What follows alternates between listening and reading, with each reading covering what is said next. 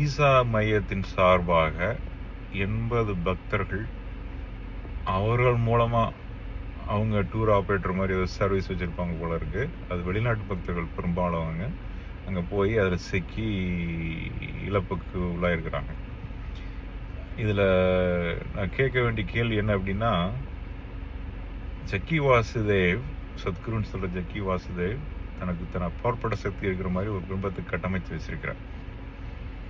கேட்டால் ஈசா இருக்கிற அந்த மலையில் ஒரு சக்தி இருக்குது அப்படின்னு ஒரு சில வீடியோவில் பேசியிருக்கிறாரு. எல்லாரும் பார்க்கலாம். அதைய பாம்பனுடைய அதிர்வலைகள் பற்றியெல்லாம் பேசியிருக்கிறார்.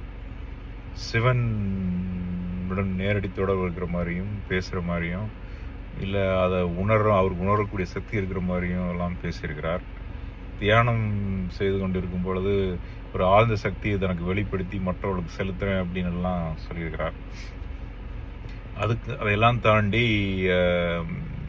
ஏதோ ஒரு வீடியோவில் கவனிச்சிருக்கேன் ரொம்ப நாளுக்கு முன்னாடி,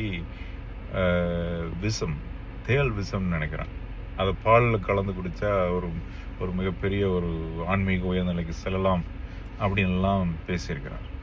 அதாவது அவருடைய எப்படி பின்பற்ற கட்டமைத்திருக்கார் என்றால், சாதாரண மனிதர்களுக்கு அப்பாற்பட்ட ஒரு சில உணர்வுகள், சக்திகள் அவரிடம் இருக்கின்றன அப்படிங்கிற மாதிரி கட்டமைச்சிருக்காரு. அது வீடியோலே இருக்காரு, இது ஒரு மாற்றுக்கிறது கிடையாது, யாரும் வேணும் போய் பார்க்கலாம்.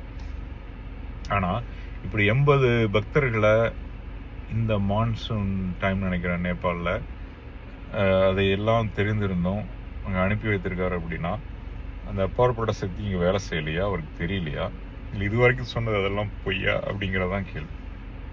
அந்த இழப்புக்கு அவர் வருத்தம் தெரிவித்திருக்கிறார். அழுது மாதிரியெல்லாம் ஒரு வீடியோ பார்த்துருக்கிறேன். அது வரவேற்கத்தக்கது. ஒரு மனித உணர்வுகளை வெளிப்படுத்தியிருக்கிறார். அது எல்லா மனிதருக்கும் இருக்கக்கூடிய ஒரு நல்ல உள்ளுணர்வு தான்.